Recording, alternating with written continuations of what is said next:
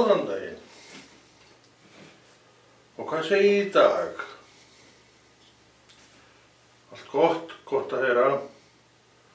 En við kveikjum einu kerti á. Og síðan þessu hér. Við ætlum að drottinn smá. Svo tilveran verði ekki grá.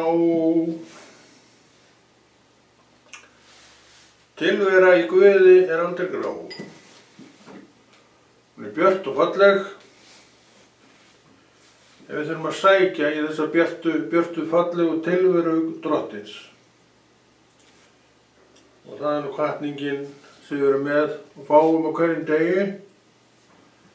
En misjafnt hvernig við sinnum þeirri hvatningu allri. En hún til staðar og við þurfum á hana að halda. Hjátt hefur hún drifið okkur sjálf upp úr því hjólfari sem við óvart lentum í, segjum það. En eigum í basli með að koma okkur upp úr vegna veikleika mannsins. Það er þetta sem að óvinnur sköpunar Guðs að spila með og vinna með, það er þessi veikleiki mannsins. Og verkefni hans dagstaglega að gera þennan veikleika meiri, öndverti lifandi upprisin Jesús, sem veit af þessum veikleika og byggjur styrkir á þannig séð að þeir verði ekki lengur veikleiki, heldur styrkleiki. Þetta eru verk sem Drottinn getur gert og kann betur á öðrum að gera og við svo sem með tímanum lærum þetta og verðum hændari að upprisunum Jesú fyrir vikið. Og svo erum við komin með okkur á þann góða stað einn daginn að hvergi annar staðar viljum við vera en í honum. Og það er góð staða og það er staða sem allir geta komist í ef þeir setja sér þetta markmið. Við setjum okkur ýmis konar markmið og mörg markmiðan okkar tengt holdinu með beinum hætti. En sum markmið okkar sem við ættum kannski að venja okkur meira á, þau tengjast trúarlífinu okkar og leið þessu andlega lífi sem okkur boðið að lifa. Og þá erum við búin að draga hring utan Jesú. Hann þetta. Og þú kallaður og kolluð til þess að sinna honum og hann gaf þér allt í það. Það er ekki dagur sem þitt verk. Hann gaf þér allt í það. Hann gaf þér trú, fyllti þig heilugum anda og með þessari fyllingu kom allt sem þú þarft til þess að geta gengið veginn upprétt manneskja en eitt verður aldrei frá hvorki mér eða þér tekið að við ráðum sjálf hvernig líf okkar er. Ég tek ákvörðun og engin annar fyrir mig. Þannig er það. En ég með stöðuga kennslu og ég hef lært inn á þennan veikleika minn og uppgötvað að kennslan er rétt því að þetta sé ég í mínu fari hér og hvar, þennan veikleika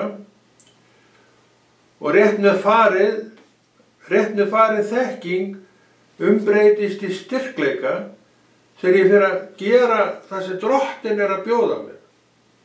Hann veit alveg hver ég hann veit alveg hvað ég þarf og hann vil nota þennan einstakling en þarf að gera ýmislegt til þess áður en af því kemur. Því að þessi þarf að læra inn á þennan nýja veg rétt svo hver annar. Og Drottinn sér fúsleika mannsins, mín og þín, og hann hlýtir þessu ferli sem hann segir, Konráð, verkamenn eru fáir á akrinu. Þess vegna hraðar hann þessu ferli sem að þarf svona undirbúningsferli til að nýta hann á akrinum. Hann sér að hann er tilbúinn til þess og vill vera þar. Og þetta var mitt hlutskipti og aðskilnaður raun og veru frá heimi, verkum heimsins, já, 1999, vorið held ég örugglega. Nei, það var fyrr, það var eftir áramóti, febrúar, mars, eitthvað svoleiðis. Eins og ég segi þegar ég steig í kirkjuna, þá verður þessi aðskilnaður. Ég yfirgaf sem sagt starfsvettvang heimsins og gekk inn í starfsvettvangs lifandi Guðs og þar er ég búinn að vera síðan. Sem sagt, ég gekk þá inn í kirkjunni eins og ég sé þetta og ég er ennþá starfandi inn í kirkjunni. Og hvað er kirkjan? Kirkjan býr innra með þér og mér. Og þegar við tölum svona, þá erum við að tala um það að við störfum orðið með öðru trúuðu fólki. Og það hef ég gert frá þessum tíma í raun og veru. Maður er náttúrulega búinn að starfa með fullt af fólki og gera alls konar verk. En maður hefur starfað með trúuðu fólki frá þessum tíma og tekið þátt í því sem það er að gera, sem er margvíslegt. Og er í raun og veru í sama hyggjárshald ennþá. Já, 25-6 ára seinna. Og í dag er maður nú kominn með ellilaun. Maður á víst að skamma sig fyrir þau. En ég er mjög stoltur af þeim og mjög þakkláttur fyrir ellilaunin og ég hlakka eiginlega til að fá þau. Já, hvað sem þú segir, hvað sem skeði þínu lífið, það er guðnulegin mín nokkuð mikið frá því sem ég hafði. Allt er vá, bara hann velluðu maður. Og þetta var nú umskiptin hjá mér. En ef þú heldur að starfi í Guði sé bara koddinn heima Vesturleiti eða það í hægindastóllin heima, ruggar sér svo lítið, þá er það ekki rétt. Oft eru nú tarnirnar bæði stremlar og stífar. Sá til dæmis fólk sem fer út á göturnar og boðar orð Guðs, kannski 2-3 tíma, já, ég segi, ég veit ekkert hve oft fólkið er við þetta. Ég get alveg lofa þér því að þetta fólk kemur náttúrulega allsælt heim, eins og alltaf eftir verki á akri Guðs, en það getur verið alveg orðið dauðþreytt. Bara þessu. Þannig að þetta fólk þreytist á líkamannum rétt eins og aðri menn og þurfa auðvitað að sýna hvíld og það er nú einu forréttindi maður. Að þjóna Guði því að þú færð alltaf þína hvíld. Það er mín reynsla og varla dett úr dagur hvað það varðar. Það getur auðvitað komið fyrir, það getur allt gerst. Samt er gott að þjóna Guði. Og hvergi annars það vill ég vera og er svo sem margoft tíunda þetta og þetta er bara sannleikurinn í mínu lífi. Ég vil hvergi annars það vera. En með Guðs fólki, innan Guðs fólk og allt saman það. Þar hafi mann nú eignast sína bestu vini. Það er nú málið. Það er nú bara sannleikurinn í málinu. Og trúi vináttan haldist. Og svo annað með þetta að þú eiginlega manst eftir þessu fólki sem að þú kynnst í gegnum trúagönguna þína. Það er mörg að því, flestu jafnvel, þó að þú hefur kannski ekki hitta þetta fólk lengi. Tengingin er á trúnni, tengingin er í hjartanu og allavega gerist það í mínu tilviki að fullt af fólki rifjast upp fyrir manni allt í einu bara á þess að maður hafi neitt að huglega það. Þetta er tengingin. Og þetta er það sem Drottinn notar til þess að við munum eftir hvoru öðru. Hann vill ekki að þetta rofni. En að veit ef hann gerði ekki neitt, þá myndi þetta rofna. Og það er skarð fyrir skildi sem kemur þá. Og það er ekki það sem Drottinn er að bjóða nefn boða. En hvað er það sem við erum að sækjast eftir á trúagöngunum með Drottni?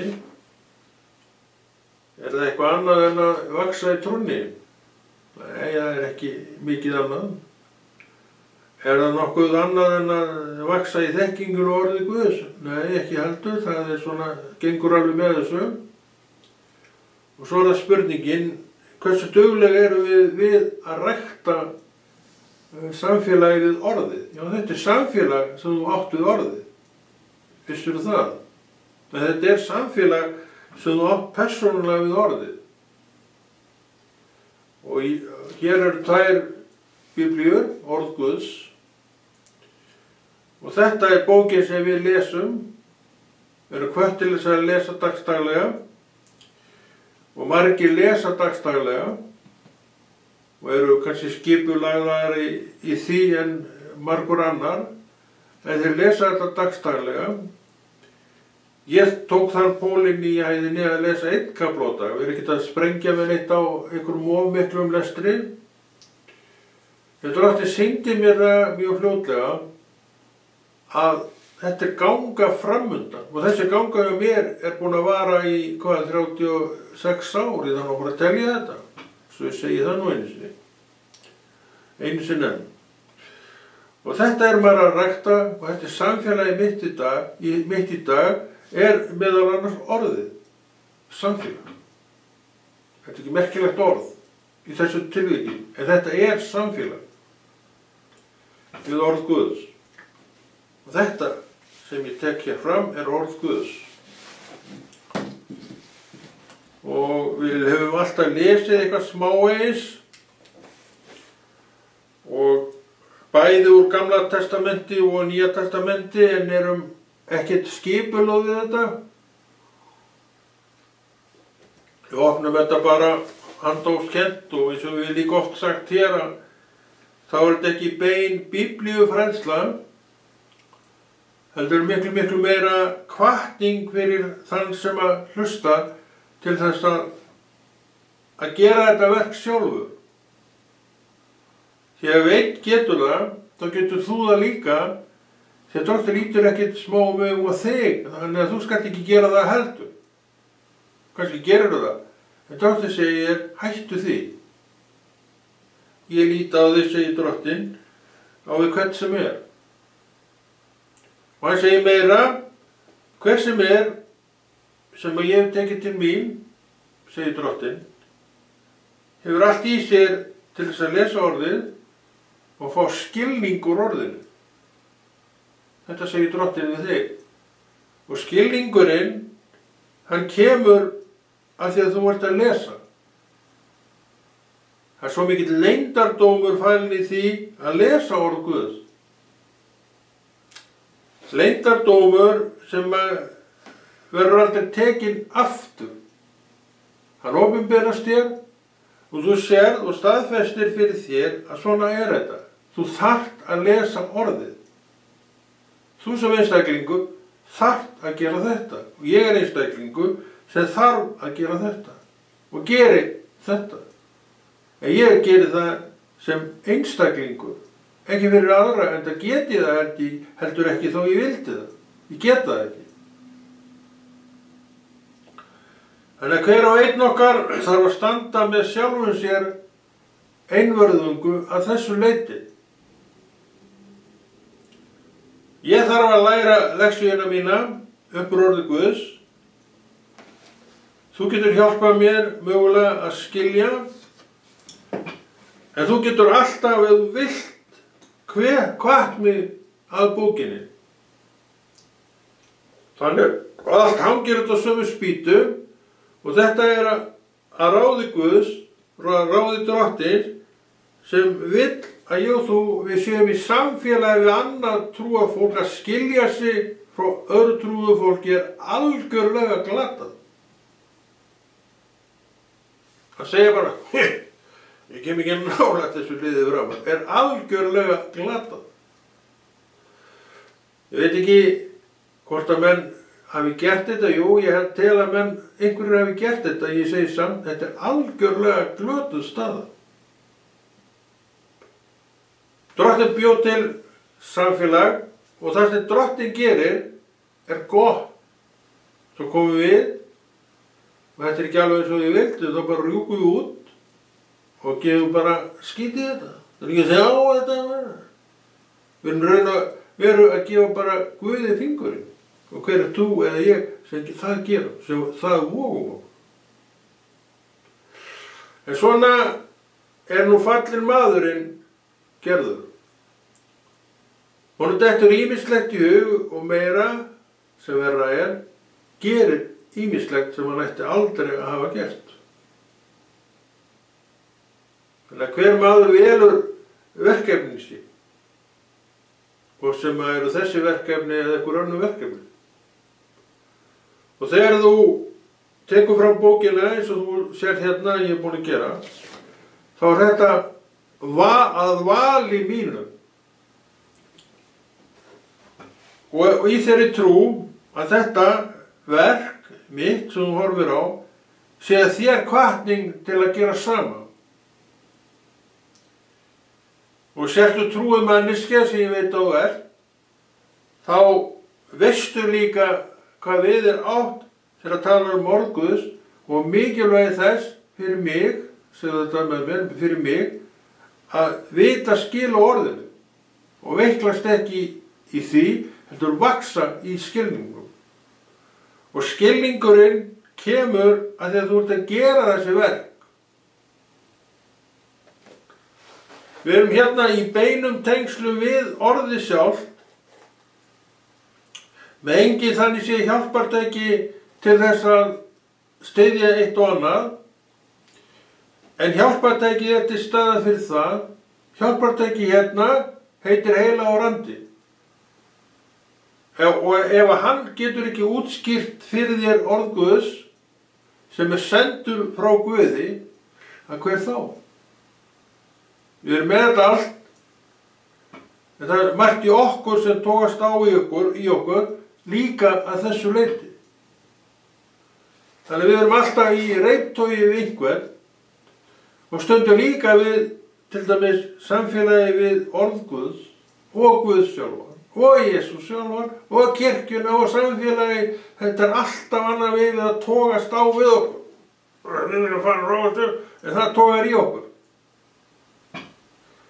Samt er allt í okkur í raun og veru strangt til tekið sem vill þetta ekki.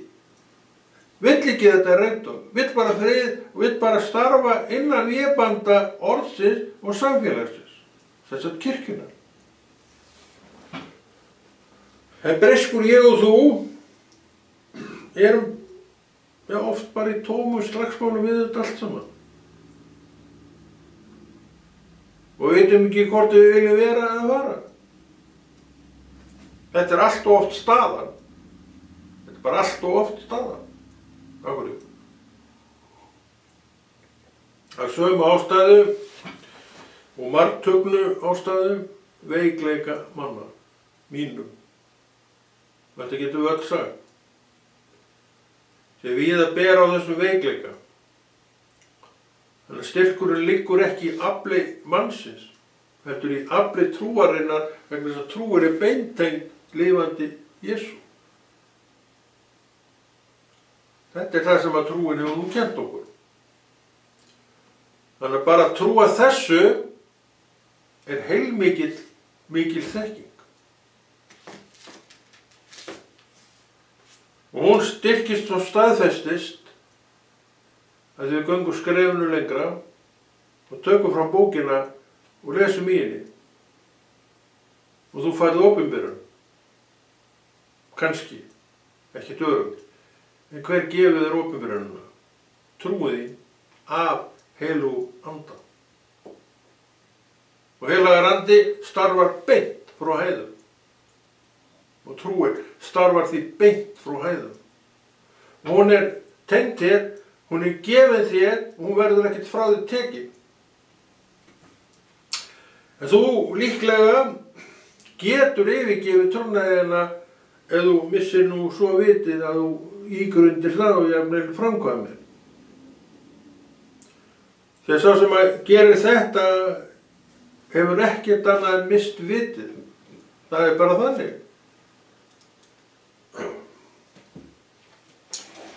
En þetta er staðan sem á að vera á þessari bók. Hún á að vera opin. Þú átt að sjá stafina og þú átt að vera undirbúin til þess að lesa. Og það ætlum við að gera núna. Eins og við höfum haft lag á þessu hérna, þá bara gerum við eitthvað, finnum við eitthvað og lesum. Við erum hér í Esekiel, við erum í 33. kafla. Lesum frá og með 10. versi, nokkur orð hérna. En þú, mannssonur, segðu við Ísraels menn, þið segið, afbrot okkar og syndir hvíla á okkur og vegna þeirra verslust við upp. Hvernig getum við þá haldið lífi?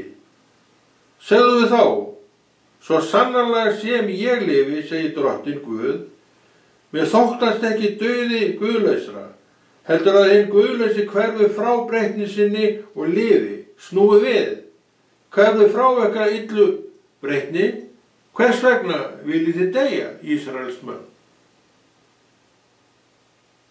Þannig að sjáum við í hverju dauðinn liggur raun og veru, illri breytni manna. Og drottinn spyr, hvers vegna viljið þið deyja? Og hver vill deyja í raun og veru? Ég held að sá manneska sé ekki til. Þannig við sjáum að vitglóran vill nú stundum yfirgefa okkur. Hvað er hann að missa vitið og vitglóruna að vilja deyja? Drottinn spyr, hvers vegna viljið þið deyja? Þetta er skilaboðið til okkar í dag. Hvers vegna viltu deyja? Hvað er hann að segja meira? Ég gaf þér Jesú. Og ég get gefið þér trún á hann. Hann er upprisan. Og þú með hann í þér, heilagan anda, lifir. Hvers vegna viltu deyja? Þetta er mögnuð spurning. Spurning sem verður varla ágengari við nokkurn mann en þessi. Hún er raunveruleg. Hún er spurð núna. Hefur verið spurð í gegnum alla mannkins söguna meira og minna.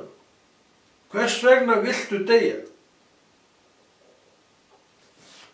Ég held og tel, er nokkuð viss, að þér vefjist tunga tönn. Ég get ekki gefið neinu líf, en ég þekki hann sem getur það. Hann heitir Jesús. Hver sem svipurinn á þér er núna við að heyra þessu orð, þá er þetta sannleikur að Jesús getur gefið manninum líf. Sem lifir af þessa jarðvist og fer eftir hana til Jesú. Þannig að þú heldur áfram að vera til í þeim allsnægtum sem orðið segir að búi þar. Þannig að lífið er grafalvarlegt mál og er eftir það að þú réðst engu það hvort þú kæmir eða kæmir ekki en þú komst og hér ertu og Drottinn segir við þig, af hverju viltu deyja? Ég er að bjóða þér annað, segir Drottinn. Sjá ekki að þessu, vegna þess hversu frálegt þetta er að svona í huga manna, hversu mjög við þurfum á trú að halda bara til þess að ná upp í þessi orð. Þannig sjáum að við ráðum þessu sjálf. Þannig er hann að tala við menn og konur, sitt fólk, Ísraels menn, sem vissu skil á þessu. Og þú sem þekkir Jesús, þú veist 100% skil á þessu.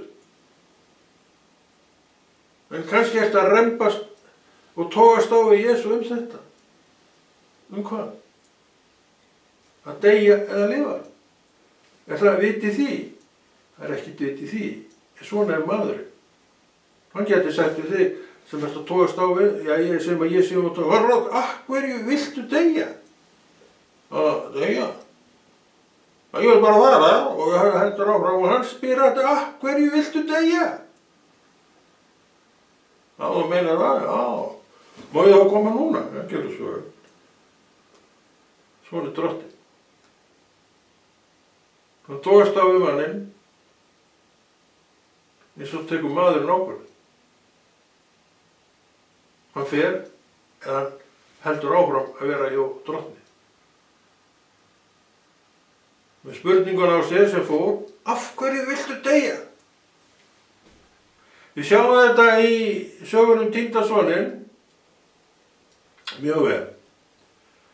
Að stórbróðir, það var ekki þannig, stórbróðir fór í fílu yfir því að strákur var komin aftur og það var bara slegru veistla maður, heldur þetta að segja ekki í lagi með kallinn maður. Það var alveg í lagi með kallinn. Hann var bara glaður yfir því að strákurinn, sem sagði, eins og sagði við eldri son sinn, sem var dáinn, var dauður, en hún lifnaði. Af hverju lifnaði? Í svínastíunni, þegar hann horfði á drafið sem að svínin áttu, þá sá hann þetta. Og ég er að deyja hér, sagði hann. Maður tók ákvörðun, ég ætla að fara aftur til föðurins. Þannig að hann skildi býttu að svaraði spurningu, ég vill ekki deyja. Og þess vegna fór hann tilbaka. Hvers vegna viltu deyja? Sem ert á þeim buxunum núna, fara bara róast alls saman. Nennið ekki lengur. Hugsaðu málið upp á nýtt. Og taktu á þér rögg og snúðu við. Og þá ertu komin í spor yngri sonarins sem að eyddi öllu, bröðlaði öllu, ekki neitt. Og svo fuku peningarnir út úr gluggan, hvern glugga, margir gluggar og var peningur sem fuk út þá alla. Og svo ofan í það bættist hungursneyð. Hvergi nokkuð ætt til að borða. Það er hungursneyð. Og hann var inn í þessu öllu saman. Og þetta þurfti að gerast til að þessi strákur, þetta strákurey, áttaði sig. Hann var einn. Það sinnti honum enginn. Og hann horfir ofan í svínadallinn. Hann var eitthvað að leiða sér í svínafóðrið. Hann hafði ekkert annað. Og þá rumskaði hann. Svo myndist hann þess sem hann átti og hljóp frá. Ég vil ekki sjá þetta lengur. Nú myndist hann á allt þetta. Daglaunamenn föður míns hafa þó alltaf ofan sig að eta og í sig á eitthvað í þeim dúr. Það fann hann þangað aftur. Hann fór, bróðir eftir eldri, sér hann að kveða og fór sér úr landi. Það heldi sér yfir kallinn, pappa sinn og hvað tók að gera þetta maður, ég ræfið þannig hvað nættur og þú bara slærðu veislu. Þú heldur enga veislu fyrir mig. Þá snýr hann sér á hann og segir, heyrðu vinur, þú hefur aldrei beðið mig neitt. Er það ekki stundu þannig? Við erum ekkert að biðja drottinn neitt. Svo kannski kvörtuðu bara yfir því að það gengur ekki neitt. Við fáum ekki þetta og við fáum ekki hitt. Það er að hressa upp á trúna. Og svo náttúrulega þegar maður er svona eins og þessi stóri strákur, öflugur strákur örgulega, en hann var svona kannski kaldur. Kannski verið maðurinn sem að fannst svona, gengið svolítið yfir sig. Alveg svoleiðis sveittur í vinnu hvern dag. Og maður er aldrei boðið í veislu. Þetta var alltaf með misskilningur í honum þegar hann opnar sig fyrir föður sínum, sem náttúrulega Guð þarna. Akkur baðstu ekki mikið þetta maður? Hvað að þér? Það ég veittir þetta. Hann hafði ekki ræn á því. Svo brestur hann í svaka kortunagýri þegar hann kemur strákurinn, já, nær dauðan lífi á ágangi heimsins. Og faðirinn fagnar. Bróðinn sem var dauður núna lifandi. Hann sá þetta, en hinn ekki. Veistu það að þegar menn koma úr dauðastað yfir til lífsins, þá eru þeir hólknir. Hvað segir þetta þér? Gleðstu yfir því? Eða er þið slett saman? Svona með tímanum og trúargöngunni, þá er okkur kannski bara slett saman. En gleðjumst svona ef við vitum af einhverju svo sem. Þannig að þetta er nú ekki alveg dautt í okkur. Við sjáum ekki neitt ból og neinu slíku hjá eldri sinnum. Það var bara fúll og móti, má segja. Og fúll og móti er náttúrulega út um allt. Kannski ert þú fúll og móti. En ég vona þín vegna að svo sé ekki. Við þurfum í raun og veru ekki að vera fúll og móti. Við getum bara verið úðsrákurinn í klúbbnum. Við verum að vilja þá. Lífið, það er maður búinn að sjá, lífið er tómt val. Ég vel hvað ég geri. Þú getur ekki valið fyrir mig. Þú getur bent mér á. En ákvörðunarvaldið verður og er alltaf mitt. Gott ráð, ekki gott ráð, en ákvörðunarvaldið er alltaf hjá mér eða hjá þér. Sem einstaklinga verður þetta alltaf með þessum hætti og aldrei neinum öðrum. Þetta er það sem að Guð gaf okkur og ég sjálfur kann alveg rosalega vel við að eiga þetta. Ég vil bara ráða mínu lífi sjálfur. Ég hef alltaf verið þeim megin línunar að vilja þetta. Og ég ræði lífi mínu sjálfur, en breyting svo orðin á að ég er með orð Guðs.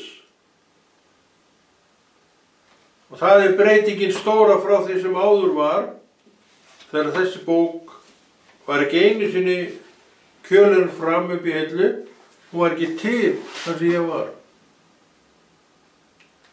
Og kom ekki fyrir heldur en að ég eignaðist trúna á Jesú. En sem sagt, þetta er hvatning fyrir þig að lesa orð Guðs og við lásum áðan merkilega kafla í Esekiel, var það ekki annars? Mjög magnaðan. En núna erum við komin í Nýja testamentið, í annarkoð 3., 4., 5. kafla, bréf Páls til Galatamanna. Við erum með þessa kafla fyrir framan okkur og við svona spáum í hvoru megin tölunar við lendum. Það verði ekki 5. kaflinn, mér sýnist það. 5. kafli bréf Páls til Galatamanna hljómar svona, frá og með 16. En ég segi, lifið í andanum og þá fullnægið þið alls ekki girnd holdsins. Holdið girnist gegn andanum og andinn gegn holdinu. Þau standa hvort gegn öðru til þess að þið gerið ekki það sem þið viljið. Merkilegt. Til að þið gerið ekki það sem þið viljið. Mér langar svo í bíó maður. Hún er langar maður. Það er engin smá langar núna. Ég segi, nei, ég sleppi bíónu. Ég ætla að þjóna Guði. Þetta er valið. Svo kannski ef að Guð vill þá opnar kannski leið fyrir því bíó einhvern veginn seinna. En þú valdir þarna að gera vilja Guðs og þetta stendur valið. Það verður þetta góðs. Þegar þetta val, öndvertu hitt valið eða þú farið í bíó, mun styrkja trúna þínu. Og hvað þarftu meira heldur en að eiga styrkari trú? Ekkert. Það jafnast ekkert á við það að eiga styrkari trú en var bara fyrir hálfri mínútu. Mínútu seinna. Þetta vöxturinn. Svona kemur hann smátt og smátt. Og drifkrafturinn þar orð Guðs. Alltaf sama tuggan, orð Guðs. Og þessi þáttur settur fram til að hvetja þig að þessu borði. Engar skipanir, þetta bara hvatning til að gera það sem rétt. Og ég segi að lesa orð Guðs alltaf rétt. Að þú sem einstaklingur lesir orð Guðs sjálfur og sjálf alltaf rétt breytni fyrir þig. Alltaf. Aðrir í trúnni geta bara gert eitt og það sem við erum að gera hér, hvatt til lesturs. Þitt verk að grípa bókina, opna hana. Ef þú ert ekki skipulögð í lesturinnum, þá kannski finnur þú bara eitthvað til að lesa og þú lest það. En ég segi, hafðu þetta skipulagt og vertu eins og ég geri þetta, svona hefur gagnast mér mjög vel einn kafli á dag.